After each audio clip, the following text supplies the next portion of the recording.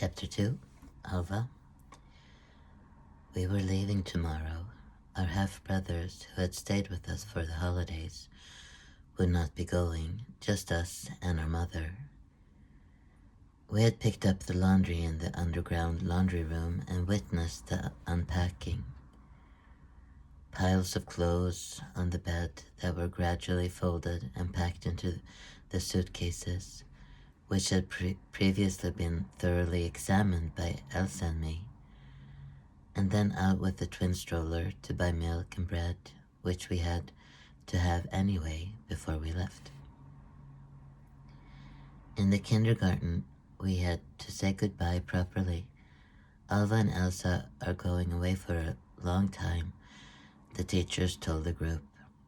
Their father lives in a country called France, and now Alva and Elsa are going to go and live with him. It will be nice, don't you think? Miss Marlin took out the globe and pointed to the bread loaf of Sweden. This is where we live, in this country, and this is where Alva and Elsa are going. Do you see? And they will live here, said Miss Marlin and pointed. Titti had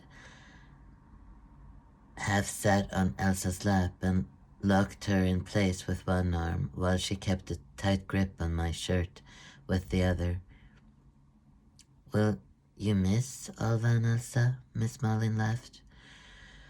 Of course it will be empty. Do you know how long they will be gone? 6 months. Do you know how long that is? February, March, April, May, June, July. Nah, Titti squealed. We entered the gate with the grocery bag and went up to the 6th floor. It was evening and the minutes seemed to jump. It was all about getting to tomorrow. When the doorbell rang, it was our Freya Fine and Aunt Sarah who arrived. We met them in the hallway. Aunt Sarah will help us tomorrow, Mom said. We went and sat down in the kitchen. Are you all packed? Asked Cousin Fine, who wanted to spend the last evening with us. Yes, my God, pack for twins. Mom lit a cigarette and the smoke pulsed out towards the ceiling. You can leave these two, said Fine, jumping with Elsa in her lap. Good thing we had Freya and Sarah, because Arthur wasn't there when we had the twins, even though he had promised. But he has longed and longed, Mom continued. In all his letters, she chuckled, he says he wants us with him, that he wants us to be a whole family. He thinks and longs, that's all he does. Don't make fun of him, said Aunt Sarah. You have to take your relationships seriously. Cheers, Mom said, holding up the glass of wine. Cheers, said Aunt Sarah. Freya Fine, only drank water. Then it was really late and our eyes stung from the smoke and the undertones, and it was time to go to sleep. Fine read us a story and tucked us in, and then we slowly were falling asleep to the muffled sound of the adults' conversation in the kitchen. By now, Mom had gotten excited and was laughing like a witch at the king who is so clumsy and the queen who is so German and the city minister who is so pompous and Kiki Danielsson who has gained 5 kilos. In a single breath, we left our apartment at dawn and to the accompaniment of Aunt Sarah's many oh God, we were in the taxi on the way to the airport. Oh my God, is this the gate? Cried Aunt Sarah.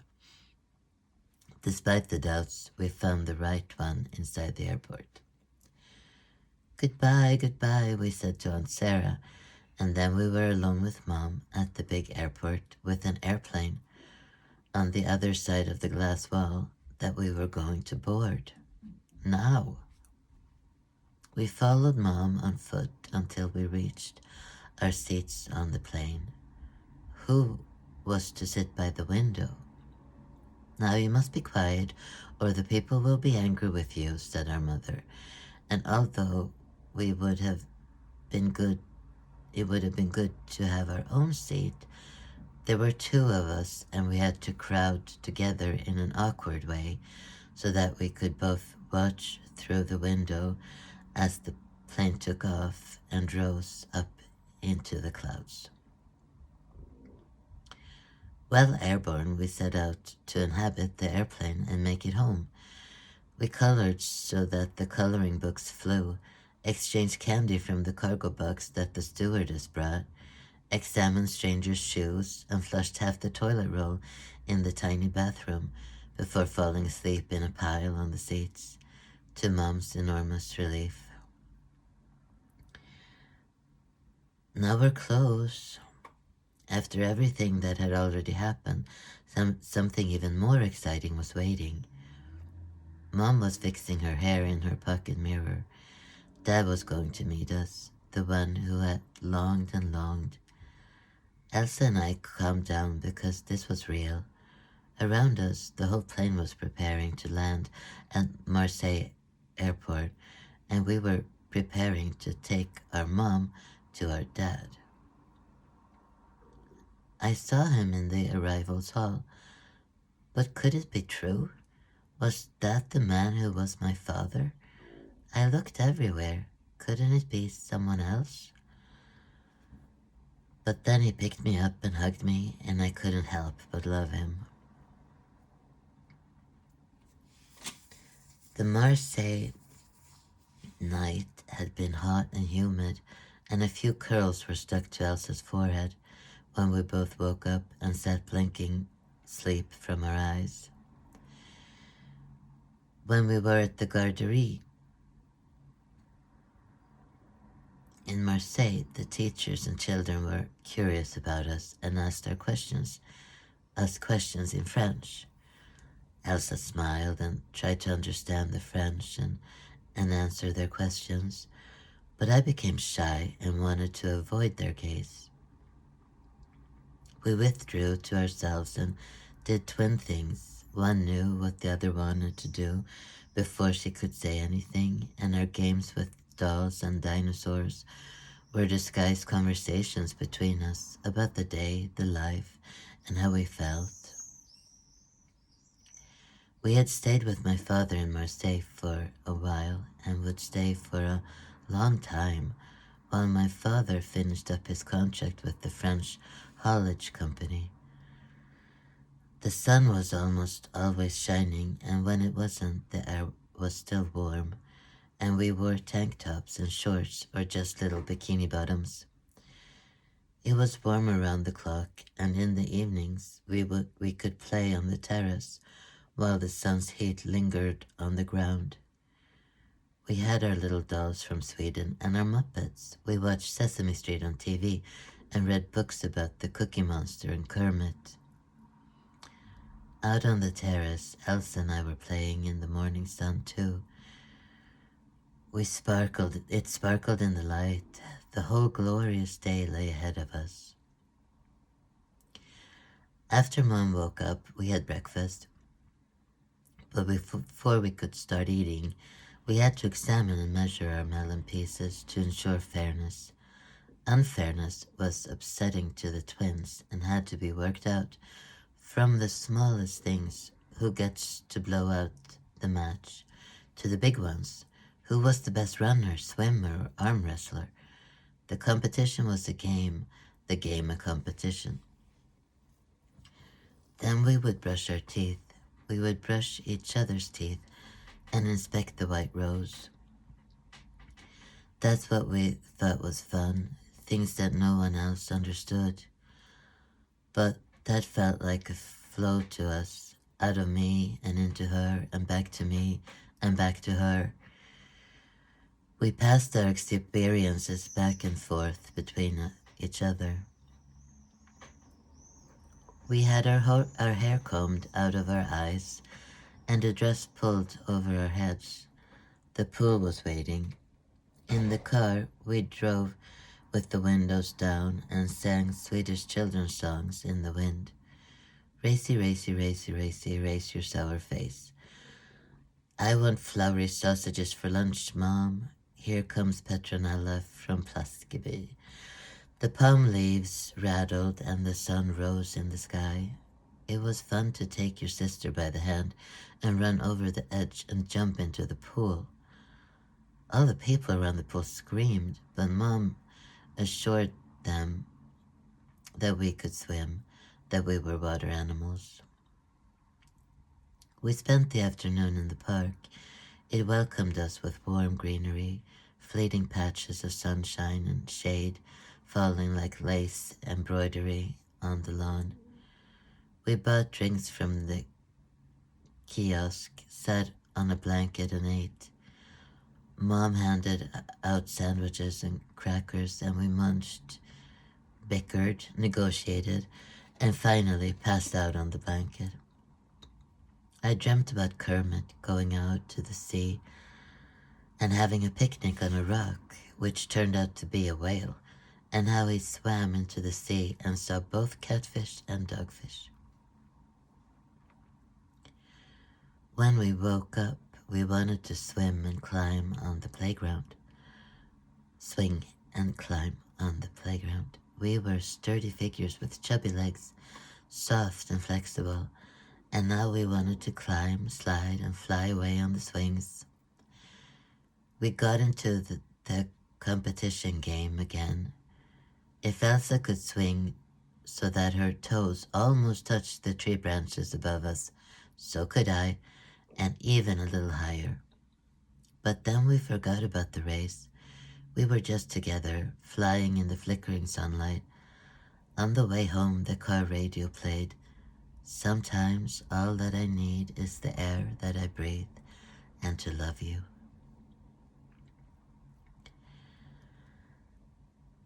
Dad had taken us to the haulage company and proudly showed us off to his colleagues there, and he had let us sit at the wheel as he chugged along in his giant truck. He took his family to a barbecue at the neighbor's house. There was a big anthill of red ants on the property. We stood and watched the colony for quite a while, and as it happens, I came to sit in the middle of the stack. I cried from the pain of the bites, but Elsa stood next to me and screamed her head off.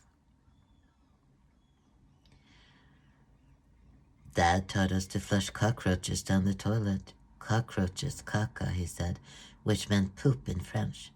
Caca, we said to the cockroaches as they flushed and laughed our heads off.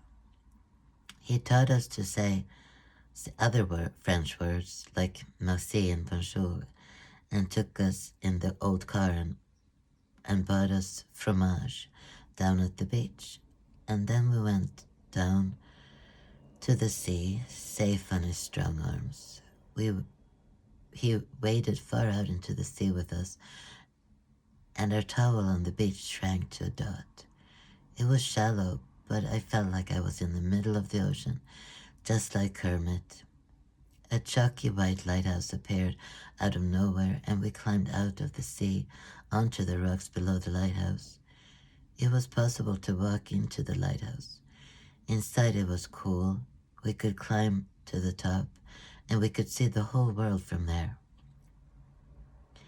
Dad and Mom sat in sun loungers outside the ground floor apartment every evening with beer bottles and half-closed eyelids. Then they weren't quite themselves, and Elsa and I had to look after each other. They could both become angry in an instant. There was no point in saying you were afraid. It was just a matter of parrying the waves. Just like when Dad threw us into the sea, we had to learn to swim. Down on the beach, the sea was deep blue, the sand white. Palm trees cast their narrow shadows, and you could build sandcastles on the shore.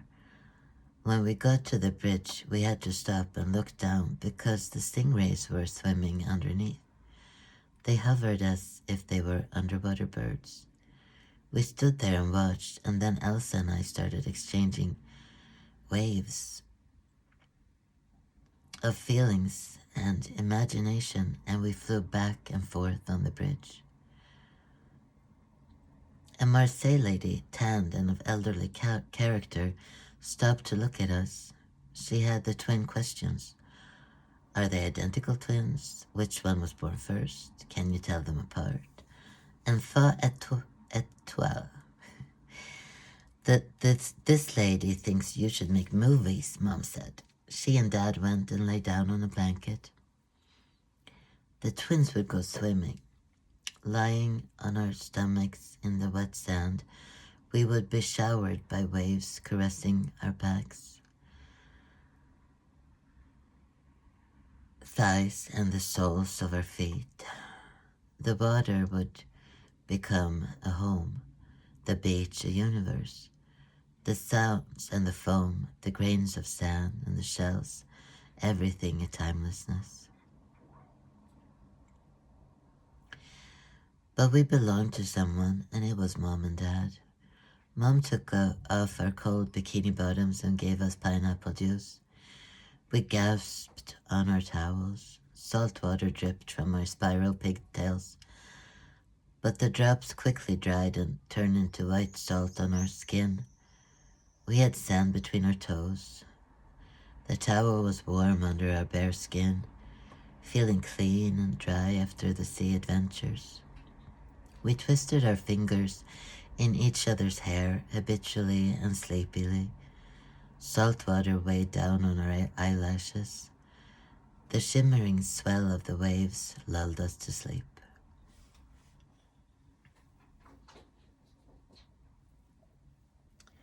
Chapter 2, Comments. This is a description of the root, the foundation, the close relationship with another person and soul. The more love you have in your soul, the better you can cope. Who am I? Not a diagnosis, not a mental health case, but a beloved soul.